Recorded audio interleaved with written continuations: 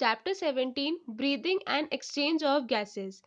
As you have read earlier, oxygen O2 is utilized by the organisms to indirectly break down simple molecules like glucose, amino acids, fatty acids, etc. to derive energy to perform various activities.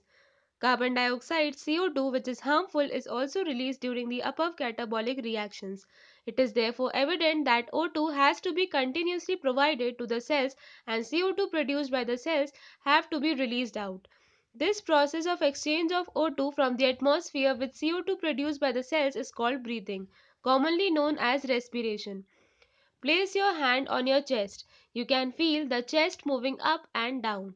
You know that it is due to breathing. How do we breathe? The respiratory organs and the mechanism of breathing are described in the following sections of this chapter. 17.1 Respiratory organs. Mechanism of breathing vary among different group of animals depending mainly on their habitat and the level of organization. Lower invertebrates like sponges, coelentrates, flatworms, etc. exchange O2 with CO2 by simple diffusion over their entire body surface. Earthworms use their moist cuticle and insects have a network of tracheal tubes to transport atmospheric air within the body. Special vascularized structures called gills, branchial respiration are used by most of the aquatic arthropods and mollusks, whereas vascularized bags called lungs, pulmonary respiration are used by the terrestrial forms for the exchange of gases. Among vertebrates, fishes use gills, whereas amphibians, reptiles, birds, and mammals respire through lungs. Amphibians like frogs can respire through their moist skin, cutaneous respiration also. 17.1.1 Human Respiratory System. We have a pair of external nostrils opening out above the upper lips. It leads to the nasal chamber through the nasal passage. The nasal chambers opens into the pharynx, a portion of which is common to the passage for food and air. The pharynx opens through the larynx region into the trachea. Larynx is a cartilaginous box which helps in sound production and hence is called the sound box. During swallowing, glottis can be covered by a thin elastic cartilaginous flap called epiglottis to prevent the entry of food into the larynx. Trachea is a straight tube extending up to the mid-thoracic cavity, which divides at the level of fifth thoracic vertebra into a right and the left primary bronchi. Each bronchi undergoes repeated divisions to form the secondary and tertiary bronchi and bronchioles, ending up in a very thin terminal bronchioles. The tracheae, primary, secondary, and tertiary bronchi and initial bronchioles are supported by incomplete cartilaginous rings. Each terminal bronchiole gives rise to a number of very thin, irregular, walled, and vascularized bag-like structure called alveoli. The branching network of bronchi, bronchioles, and alveoli comprises the lungs. Figure 17.1. We have two lungs, which are covered by a double-layered pleura with pleural fluid between them. It reduces friction on the lung surface. The outer pleural membrane is in close contact with the thoracic lining, whereas the inner pleural membrane is in contact with the lung surface. The part starting with the external nostrils up to the terminal bronchioles constituting the conducting part, whereas the alveoli and their ducts form the respiratory or exchange part of the respiratory system. The conduction part transports the atmospheric air to the alveoli, clear it from foreign particles, humidifies and also brings the air to the body temperature.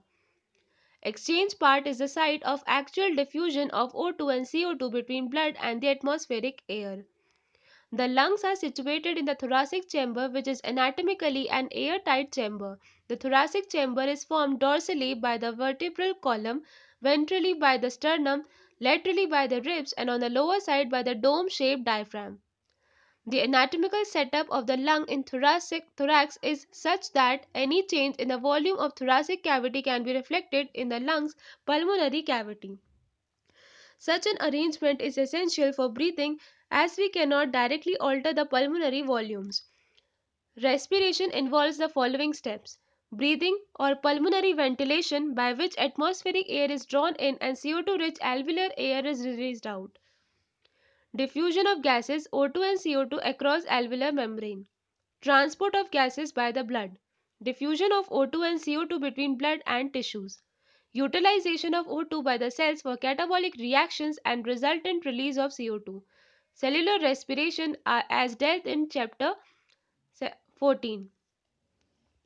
17.2 Mechanism of breathing. Breathing involves two stages: inspiration, during which the atmospheric air is drawn in, and expiration, by which the alveolar air is released out.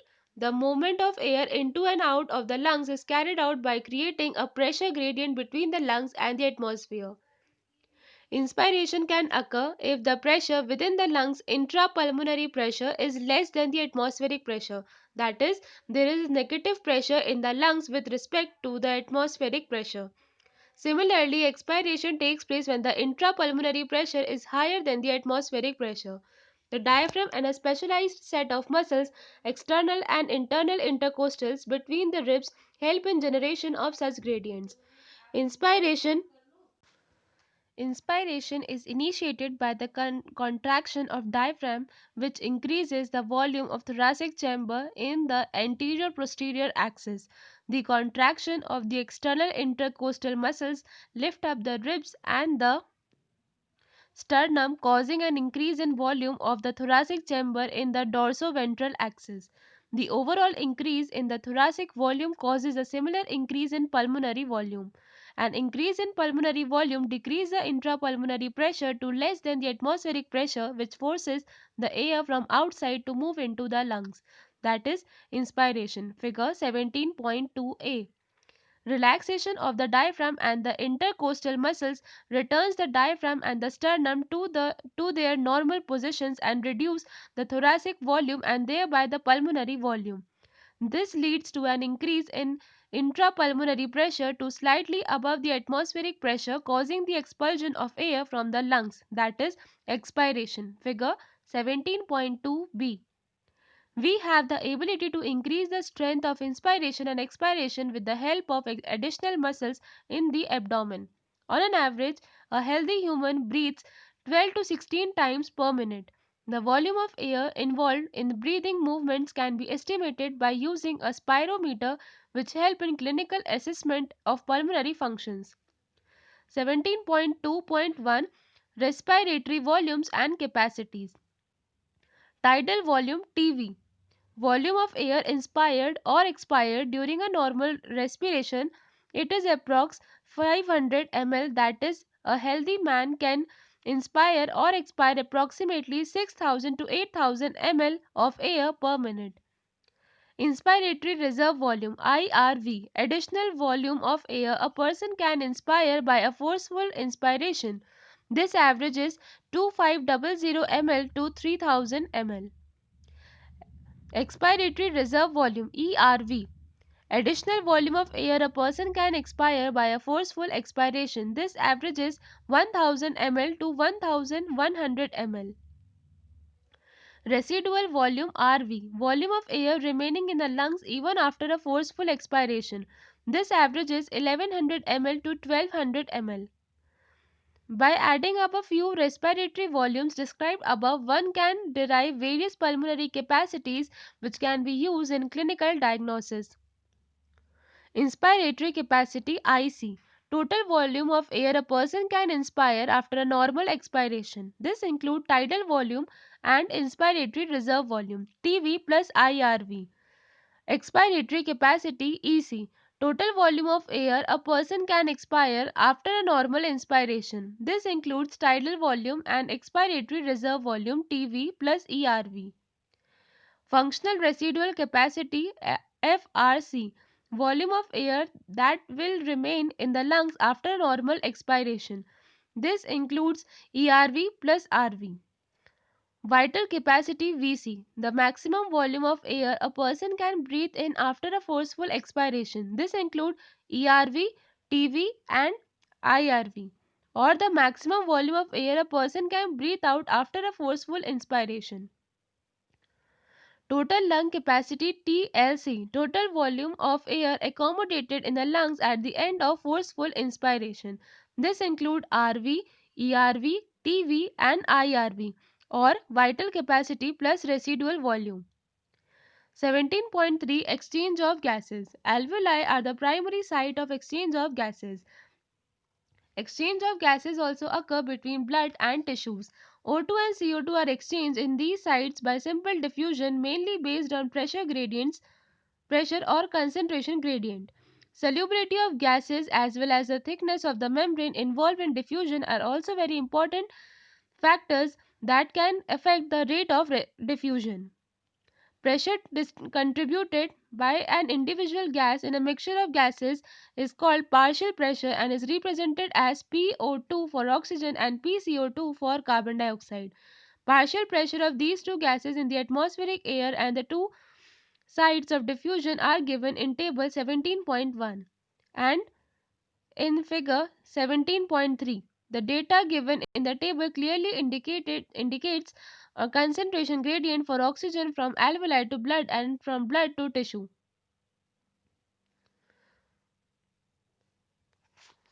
Table 17.1. Partial pressure in mmHg of oxygen and carbon dioxide at different parts involved in diffusion in comparison to those in atmosphere. Respiratory gases O2, atmospheric air 159, alveoli 104, blood deoxygenated 40, blood oxygenated 95, tissue 40. Respiratory gas CO2, atmospheric air zero point 0.3, alveoli 40, blood deoxygenated 45, blood oxygenated 40, tissues 45. Similarly, a gradient is present for CO2 in the opposite direction, that is from tissues to blood and blood to alveoli. As the solubility of CO2 is 20 to 25 times higher than that of O2, the amount of CO2 that can be diffused through the diffusion membrane per unit difference in partial pressure is much higher as compared to that of O2. The diffusion membrane is made up of three major layers, figure 17.4, namely the thin squamous epithelium of alveoli, the endothelium of alveolar capillaries, and the basement substance composed of a thin basement membrane supporting the squamous epithelium and the basement membrane surrounding the single layer of endothelial cells of capillaries in between them. However, its total thickness is much less than a millimeter. Therefore, all the factors in our body are favorable for diffusion of O2 from alveoli to tissue and that of CO2 from tissue to alveoli.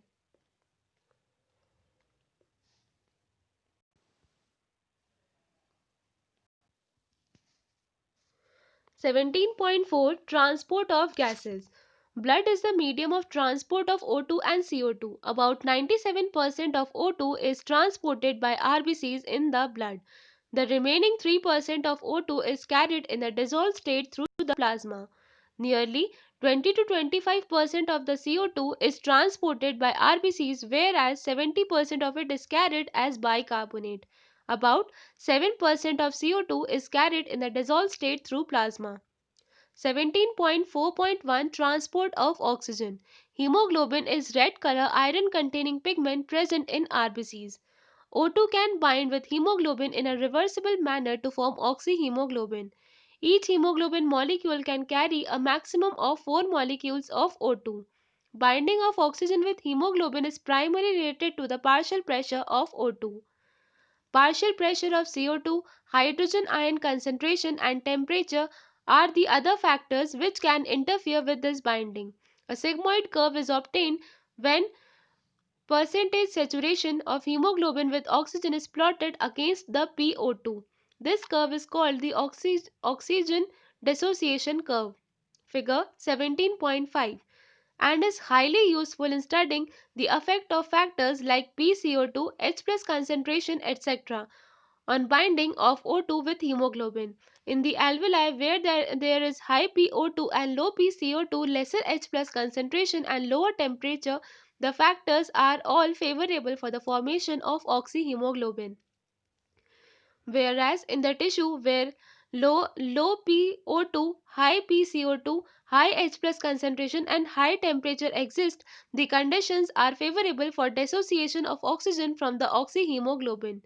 This clearly indicates that O2 gets bound to the hemoglobin in the lung surface and get dissociated at the tissues. Every 100 ml of the oxygenated blood can deliver about 5 ml of O2 to the tissues under normal physiological conditions. 17.4.2 Transport of carbon dioxide. CO2 is carried by hemoglobin as carbaminohemoglobin about 20 to 25%.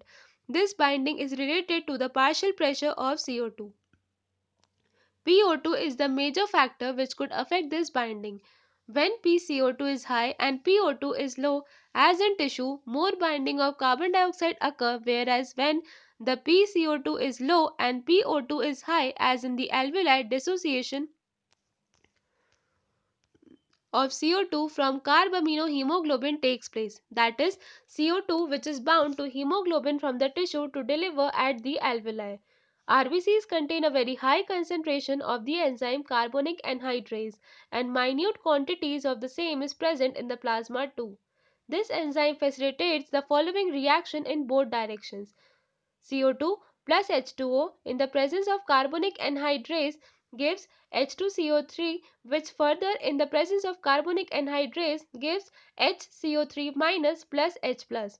At the tissue site where partial pressure of CO2 is high due to the catabolism, CO2 diffuses into the blood, RBCs and plasma and forms HCO3 minus and H plus. At the alveolar site where PCO2 is low and the reaction proceeds in the opposite direction leading to the formation of CO2 and H+.